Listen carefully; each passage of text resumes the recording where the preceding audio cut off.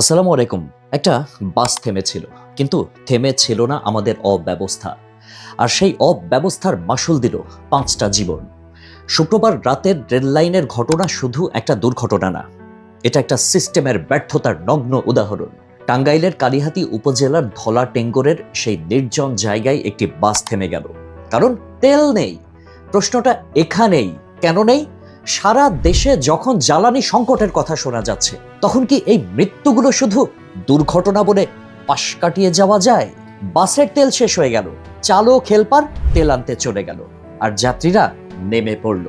কেউ রাস্তার পাশে, কেউ অন্ধকারে, কেউ গিয়ে বসলো রেল লাইনে।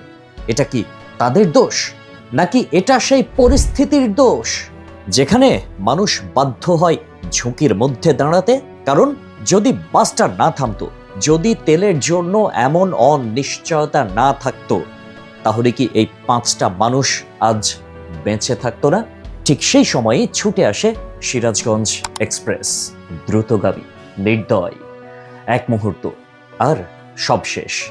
একটা শিশু, 2জন নারী, 2জন পুরুষ, সবাই হারিয়ে গেল কয়েক সেকেন্ডে।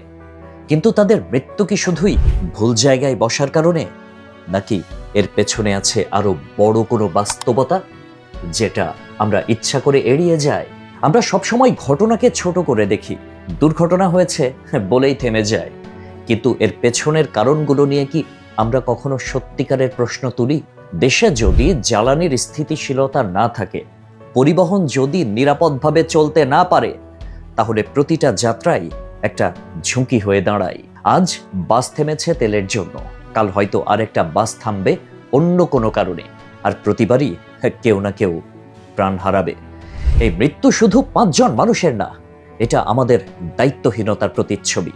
আমরা এমন এক সমাজে বসবাস করছি যেখানে সমস্যার মূল কারণকে না ধরে ওপরের ঘটনাকেই দুর্ভাগ্য বলে চালিয়ে দেই। কিন্তু বাস্তবতা হলো, এই মৃত্যুগুলো এড়ানো যেত একটু পরিকল্পনা থাকলে, একটু জবাবদিহিতা থাকলে, একটু সিস্টেম ঠিক থাকলে। হয়তো আজ 5টা পরিবারের কান্না থাকতো না। তবে এখানে একটা কঠিন সত্যও রয়েছে, সচেতনতার অভাব। রেললাইন কখনো বসার জায়গা না, এটা আমরা সকলেই জানি। কিন্তু বিপদের মুহূর্তে মানুষ ভুল করে, কারণ তখন তারা নিরাপদ বিকল্প খুঁজে পায় না। তাই শুধু মানুষকে দোষ দিয়ে দায় শেষ করা যাবে না, তাদের জন্য নিরাপদ পরিবেশ তৈরি করাটাও জরুরি।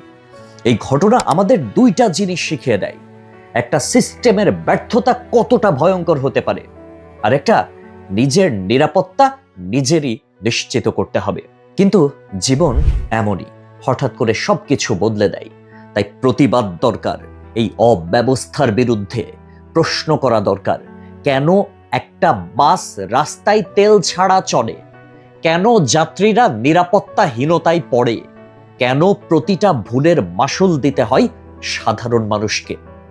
আর পাশাপাশি দরকার সচেতনতা। রেললাইন বা ঝুঁকিপূর্ণ জায়গায় কখনো বসবেন না। যে কোনো অনিশ্চিত পরিস্থিতিতে নিরাপদ দূরত্বে থাকুন। নিজের জীবনের মূল্যটা বুঝুন, কারণ সত্যটা খুব নির্মম। এই দেশে অনেক সময় মৃত্যু দুর্ঘটনায় না, মৃত্যু আসে অব্যবস্থার কারণে। আজ যদি আমরা এখনো না জাগি, তাহলে এই গল্প শুধু তাদের না, আগামীকাল এটা আমাদেরও হতে পারে। আল্লাহ হাফেজ।